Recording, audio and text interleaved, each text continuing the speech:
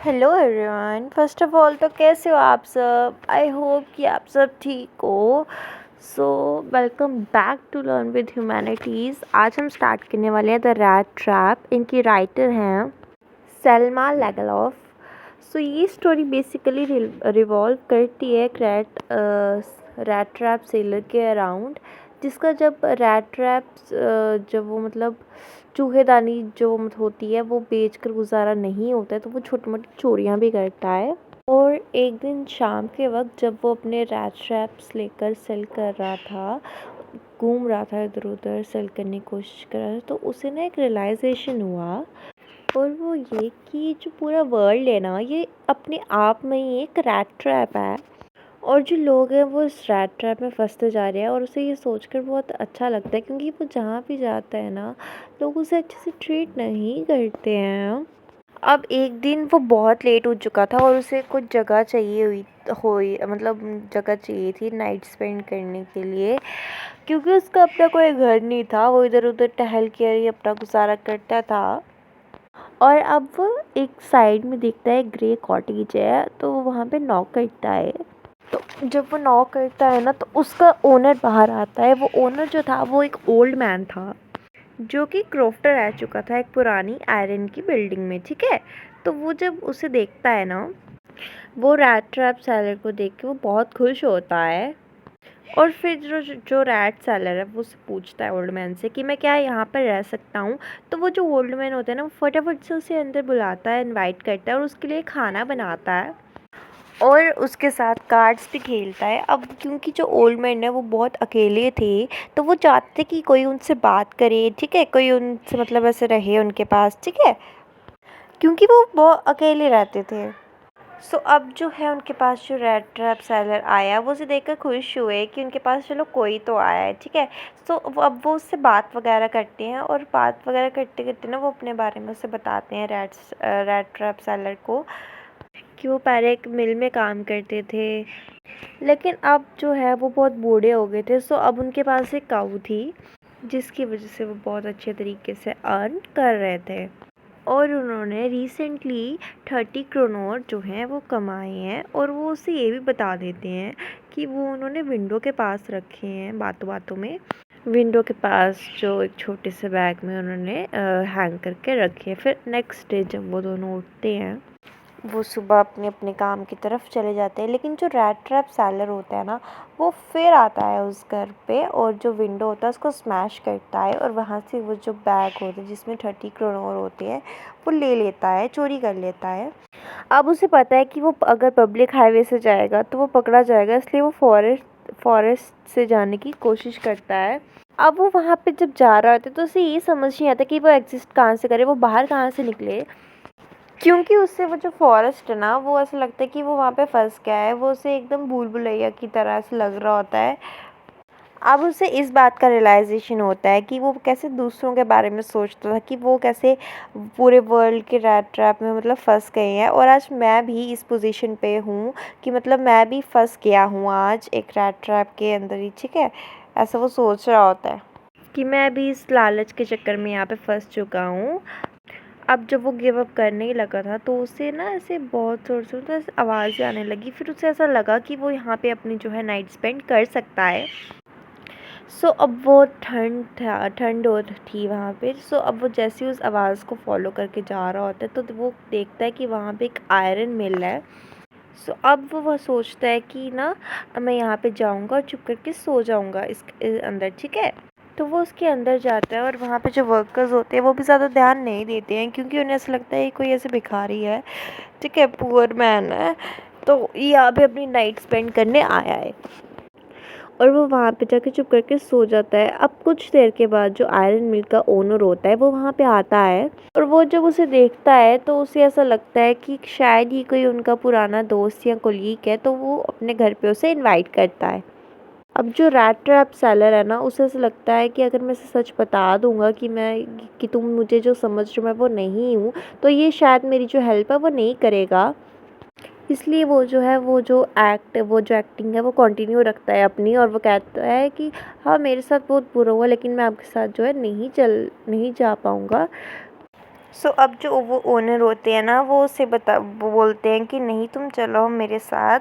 मेरे घर में वैसे भी मेरी वाइफ़ जो है बहुत पहले वो एक्सपायर हो गई थी, और जो मेरे 2 बेटे हैं वो भी अब्रॉड में हैं, और मेरे घर पे सिर्फ़ मैं और मेरी बेटी ही रहते हैं। और हम लोग ये सोच ही रहे थे कि क्रिसमस मनाने के लिए हमारे पास कोई है भी नहीं, और ये कितना अच्छा आइडिया है कि आप हमारे साथ आओगे, हम सब साथ में क्रिसमस मनाएंगे। तो फिर जो रेड ट्रैपर है उससे मतलब यहाँ पे रियलाइज़ेशन होता है कि नहीं, वो इनके साथ नहीं जा सकता, क्योंकि ये जो ओनर है, मतलब अगर इसे बाद में पता चल गया कि ये जो समझ रहा था, इससे जो मिसअंडरस्टैंडिंग हुई है, तो मतलब अगर ये बाद में इसको पता चल गया कि ये वो नहीं है जो ये समझ रहा था, तो बाद में मैं फंस सकता हूँ। वो सोचता है कि मैं इनके साथ नहीं जाऊँगा। लेकिन जो आयरन मास्टर होते हैं वो इस बात को यहाँ पे गिव अप नहीं करते हैं, और कुछ देर के बाद जो उनकी डॉटर होती है वो वहाँ पे आती है और उसे जैसे तैसे करके कन्विंस कर लेती है अपने, और फिर वो जो है उनके साथ चले जाता है उनके घर पे, क्योंकि वो जो है वो बहुत काइंड हार्टेड होती है, और वो इतने प्यार से उसे बोलती है, वो उसे मना नहीं कर पाता है। और फिर कुछ देर के बाद जब वो घर पहुंचते हैं तो जो आयरन मास्टर होता है वो कहता है कि सबसे पहले हमें इन्हें जो है एक कपड़े देने चाहिए, ताकि जो उन्होंने कपड़े पहने ये वो ना पहने, और वो एक प्रॉपर तरीके से जो है कपड़े पहने, और वो अच्छे तरीके से यहाँ पे रहें। और जैसे ही वो जो तैयार हो गए कपड़े पहन के वहाँ पे आता है डाइनिंग टेबल पे, तो जो आयरन मास्टर होते हैं उन्हें ये चीज़ का पता चल जाता है कि उनके साथ धोखा हुआ है, और उन्हें ये पता चल जाता है कि इसने मुझसे झूठ बोला, क्योंकि वो इंसान तो है ही नहीं जो मैं सोच रहा था। अब उनके एक्सप्रेशंस देख कर ना जो रेड ट्रैप सेलर होता है वो समझ जाता है कि ये क्यों ये गुस्सा हो रहे हैं, तो वो आगे से उन्हें खुद ही बोल देता है कि मेरी गलती नहीं है, तुम लोग ही मुझे यहाँ पे लेकर आए हो, तुम और तुम्हारी बेटी, इसमें मेरी गलती नहीं है। मैं तो मना कर रहा था, मुझे तो वहाँ पे सिर्फ एक नाइट स्पेंड करनी थी। और फिर जो आयरन मास्टर होते हैं सॉरी, वो कहते हैं अच्छा ठीक है, मैं शेरिफ को बुला लेता हूँ, वही डिसाइड करेंगे कि तुम यहाँ पे रहोगे या नहीं। तो फिर जो यहाँ पे रेड ट्रैप सेलर होता है ना, उसे बहुत गुस्सा आता है। वो कहता है अभी तो तुम शेरिफ को बुला लोगे और मुझे जेल भिजवा दोगे, लेकिन एक दिन ऐसा आएगा कि तुम इस दुनिया के रेड ट्रैप में फंस जाओगे, और तुम्हें इससे बाहर निकालने वाला कोई भी नहीं होगा। और जो आयरन मास्टर होते हैं वो ये बात सुनते हैं तो उन्हें बहुत बुरा लगता है, तो वो कहता है कि उन्हें यहाँ से चले जाना चाहिए। रेड ट्रैप सेलर जो होते हैं वो भी वहाँ से जाने लगते हैं। अब जैसे ही वो डोर के पास जाते हैं, वैसे ही जो उनकी बेटी होती है वो वहाँ पे आती हैं और दरवाजे के सामने खड़ी हो जाती हैं। अब उसका ये रिएक्शन देख के जो उसके फादर होते हैं, आयरन मास्टर होते हैं, वो देखकर काफ़ी शॉक हो जाते हैं कि ये मेरी बेटी क्या कर रही है। अब वो कहती हैं कि नहीं, हमें इन्हें यहाँ से नहीं जाने देना चाहिए, क्योंकि हमने इनसे जो है प्रॉमिस किया था कि हम इन्हें अच्छे से ट्रीट करेंगे, और हमारी ये रिस्पॉन्सिबिलिटी है कि हम इनके साथ अच्छे से बिहेव करेंगे। वो रेड ट्रैप सेलर की जो है प्रॉब्लम समझती हैं, और वो कहती हैं कि पता नहीं ये कितने दिनों से मतलब प्रॉपर्ली सोए भी होंगे या नहीं, खाना भी ढंग से खाया भी होगा या नहीं। ठीक है, वो उनकी पूरी सिचुएशन को समझती हैं अच्छे से। और अब क्रिसमस के टाइम पे हमें किसी के साथ ऐसा नहीं करना चाहिए। हमने इनसे प्रॉमिस किया है कि हम इनके साथ अच्छा बिहेव करेंगे, इन्हें ट्रीट करेंगे अच्छा, तो हमें करना चाहिए, ठीक है। और हमें इनके साथ ही क्रिसमस सेलिब्रेट करनी चाहिए। और जो रेड ट्रैप सेलर है ना, वो जब ये रिएक्शन देखता है उनकी बेटी का, तो वो काफ़ी ज़्यादा शॉक हो जाते हैं, और उसे समझ नहीं आता कि ये उसके साथ इतना अच्छा बिहेव क्यों कर रही है, क्योंकि कभी भी किसी ने भी उनके साथ जो है अच्छे से बिहेव नहीं किया होता है।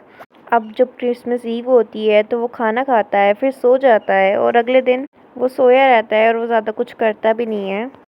अब वो नेक्स्ट डे जो मतलब वो जो iron sorry for the glitch. अच्छा, जो वो आयरन मास्टर होते हैं और उनकी बेटी नेक्स्ट डे जब क्रिसमस वाले दिन चर्च जाते हैं, तो उन्हें वहाँ पे पता चलता है कि ऐसे ऐसे चोरी हुई है, 30 क्रोनोर जो हैं चोरी हुए हैं। और अब वो जो है वो समझ जाते हैं कि ये चोर और कोई नहीं, जो उनके घर पे गेस्ट है वो रेड ट्रैपर है, वही है। अब जो आयरन मास्टर हैं वो फटाफट से अपने घर पे आते हैं कैरेज लेकर, और वहाँ पे जो सर्वेंट होते हैं वो उनसे पूछते हैं कि क्या तुमने रैट ट्रैप सेलर को जाते हुए देखा। तो वो कहते हैं हाँ, मैंने देखा तो था उसे जाते हुए। अब वो सोचते हैं कि ओ, अब तो मेरे घर पे भी चोरी हो गई होगी, है ना। फिर जो सर्वेंट है वो कहती है कि नहीं नहीं, वो कुछ लेकर नहीं गए हैं, इनफैक्ट वो कुछ छोड़ कर गए हैं। अब ये बात सुन के वो दोनों शॉक हो जाते हैं। अब जैसे ही वो घर के अंदर जाते हैं ना, तो वो देखते हैं कि एक रैट ट्रैप पड़ा है, और उसके अंदर 30 क्रोनोर पड़े हैं, और उसके साइड पे एक लेटर भी पड़ा है। अब ये जो लेटर है ये रैट ट्रैप सेलर ने लिखा होता है उनकी डॉटर के लिए, जिसमें उन्होंने लिखा होता है कि एडला ने मुझे बहुत अच्छे से ट्रीट किया, मेरे साथ बहुत वार्म थी, काइंड रही, मेरा बिल्कुल मन नहीं किया उन्हें डिसअपॉइंट करने का। इसीलिए मेरे जितने भी बुरे काम हैं मैं उसे बंद कर दूंगा, और ये जो चोरी करने की हैबिट है इसे भी बंद कर दूंगा, और अच्छी राह पर चलने की कोशिश करूंगा, और एक अच्छा इंसान बनूंगा। और इस नोट के नीचे वो साइन करते हैं कैप्टन वॉन स्टेहिल। सो और उसके साथ वो जो रैट ट्रैप है उसके अंदर 30 क्रोनोर रख देते हैं, और वो छोड़कर वो चले जाते हैं। और यहाँ पे जो ये स्टोरी है वो ख़त्म हो जाती है। आई होप कि आपको एक्सप्लेनेशन से मतलब कुछ समझ आई होगी। और प्लीज़ इस वीडियो को जो है लाइक कर देना, कमेंट कर देना, शेयर कर देना, सब्सक्राइब भी कर देना। And last, thank you for watching.